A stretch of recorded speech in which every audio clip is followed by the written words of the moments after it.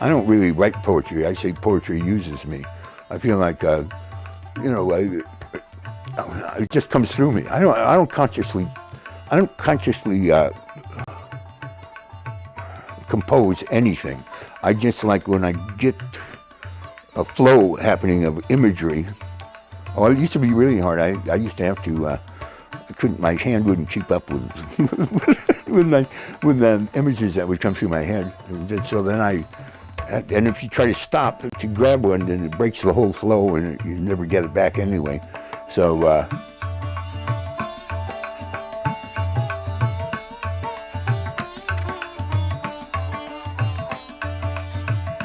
I know where rainbows go to die.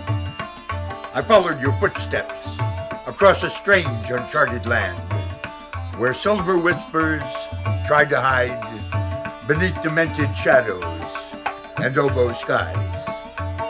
Together we walked through a fabled city of hallucinating green and talked away 1,000 smoking nights as your aching heart beat its bones in time to birds' brilliant sounds over the neon streets of murdered schemes. Yes, I was there, and I saw your love proclaimed in a fractured smile, like yesterday's headlines printed in blood on a bumblebee's wings. And yes, I would wear your eyes. On January 12th, it all came up singing the blues. The calendar fell apart in the face of that wounded Sunday, and even the redwoods wept at your passing. But no bell tolled in the bowels of winter. The snail did not grin at the grandfather clock, nor did any roses grow from the tail of a rusting comet.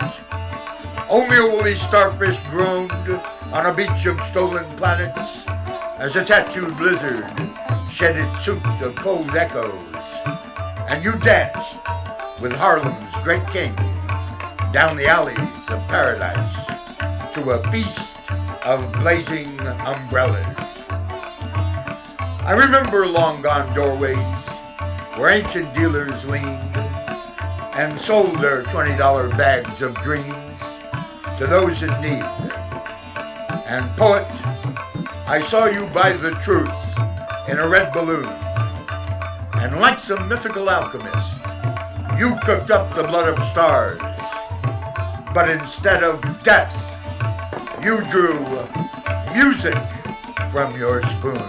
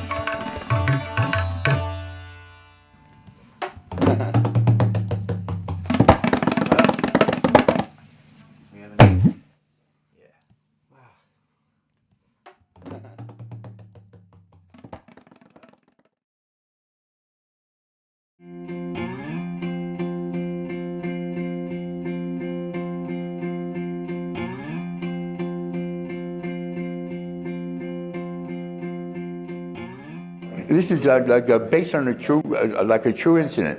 Like in sometime in the 1970s, they decided to put up an aquarium, like in Tulsa, Oklahoma. And before they could do that, they had to go back and look up the ancient laws and see if there was anything that had to be straightened out.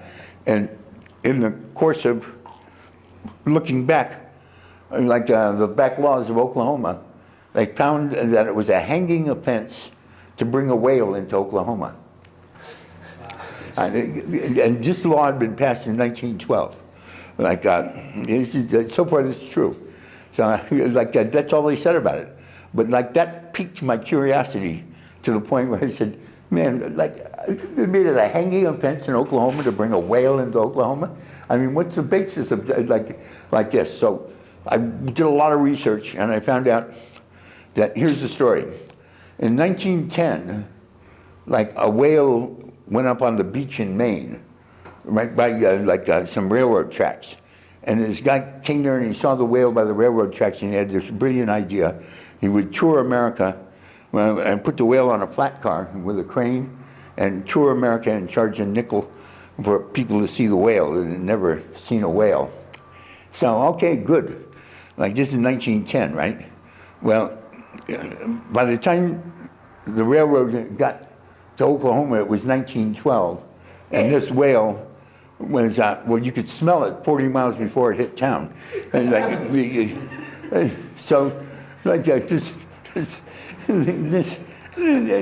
rotting whale carcass, like is on this, like in the middle of town, in the middle of Tulsa, and people go, oh God, people were throwing up on the side of the streets, and like, you know, it was horrible. So the city fighters run over to this guy that was running it, and they said, man, you got to get this fucking thing out of here. And he said, oh, bullshit, man, this is my livelihood. I get a nickel a head for people that come see my whale. And so the city fighter says, here, take $500 and get rid of this fucking thing. So he took the $500, and of course he split. And here's this whale still on the flat car, and they're going crazy. So they go to the railroad and they say, you got to get this fucking thing out of here. And the railroad said, oh no, this guy hasn't paid us since Indiana, and like heaved the whale carcass off the flat car, and now it's laying in the street. And it's and now they're really going crazy, and they can't figure out how to get this thing out of there. And somebody comes up with a brilliant idea and said, we'll blow it up. So,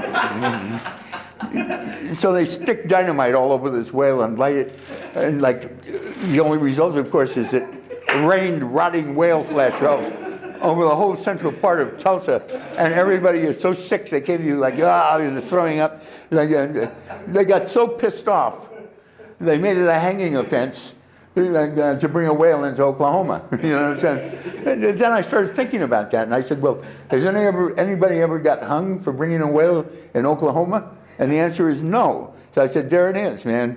Like capital punishment really is a deterrent. Like nobody has ever been hung for bringing a whale into Oklahoma.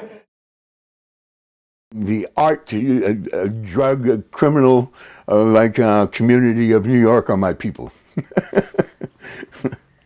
And you know, any intelligent, sensitive person is going to end up being a criminal of one kind or another. You know?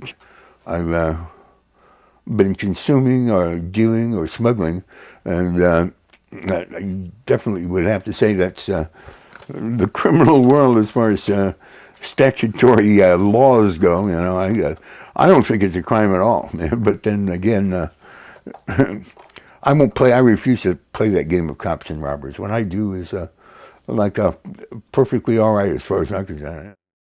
Of course, man, one of the great emptinesses of my life is that Herbert Huncke ain't around anymore. I really got along with Herbert. We hit it off perfectly. We were both criminals. We both spent a lot of time in jail. We understood each other very, very well. When the dust of Mexico covers the intestines of my dreams, I shall return. When maguey spines burn the wind and the skulls of dogs pierce the dawn, I will be there. Broken bottles and crooked graves disturb the adobe sky. Indians dressed in the horns of icicles dance on the roots of July. Truth number one, nobody gets out of life alive, right? So, and I'm not going to be the first one. And that's okay. After a while, you do get kind of tired of it, you know. And then over the long run, nobody gets remembered, you know. In the main, if you want to come across great poetry, look for obscure poets. Don't look for the ones that are look, there are exceptions to that. You know, some of the best fucking poets that ever lived are almost completely obscure. In the early 1900s up through the 30s, there was an avant-garde poetic movement in the United States. Only one of them ever became really well known, Hart Crane. But like the rest of those fucking people were absolutely great. Like Harry Carson, Eugene Jolas, man, marvelous fucking poet. He wrote, the first time I read this guy, I couldn't believe it, man. He's the only poet that I've ever read that writes like I do. Gregory was the expert on like all the antique forms of poetry, and like he taught me all of these ancient forms, and he'd make me practice them with him. You know, like let's do a sestern or whatever the fuck it was. You know, 6 lines, and the last line of the 6 lines becomes the first line of the next stanza, and it's rhyming. You know, like Gregory used to make me practice these things, and I'm glad he did.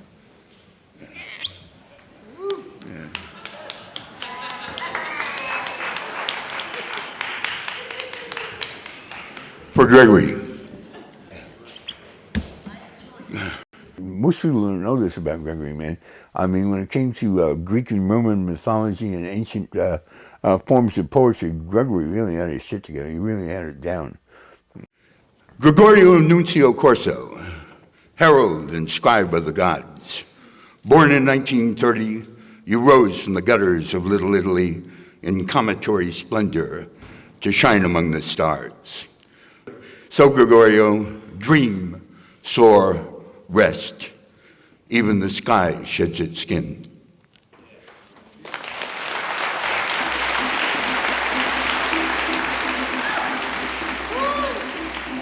How do you think someone becomes themselves? How does somebody become themselves? Well, first of all, it's like, it's the same kind of question as somebody once asked me in an interview, what does it take to write a great poem? And I thought they were serious or something, and I had to stop and think a minute. And finally I said, well, first of all, you have to have lots and lots of time to do absolutely nothing at all, and then wait for a good first line. And that's when I tell them that, okay, like the same answer is like you have to have lots and lots of time to do absolutely nothing at all, and then maybe you can become yourself. But if you're constantly working and harried, how the hell do you ever find out who you are to, you know? And so you can't very well become yourself, can you? Perhaps that's why society is set up in the way it's set up and regulated in the way it's regulated, because, the less people who find out who they are, the easier they are to govern. Right. That's obviously true. The greatest thing that government found out was like universal education and young kids, and you teach them obedience, man, right? Like, can I go to the bathroom? Yes, no, Like I've seen like the most amazing things in the world, like in the middle of nowhere, like there's a red light and there isn't any traffic for 10 miles, and people are standing there and stare at this red light until it turns green, man. Like, I mean, it's utterly preposterous, but all public schools do, teach obedience, really. Everything else you have to learn by yourself. The real fact of the matter is that the only real art involved is the art of living life. If you don't indulge in living life, then what have you really got to say, or what can you produce in art? You can't. I don't spend a lot of time worrying about anything. If I was a warrior, I couldn't have lived the life I've led. I don't. Somebody once said, whether you're rich or whether you're poor, it's nice to have money, and I kind of agree with that. But if I don't, then what am I going to do? I don't let it worry me. But if I had my preferences, I prefer lots and lots of money to no money.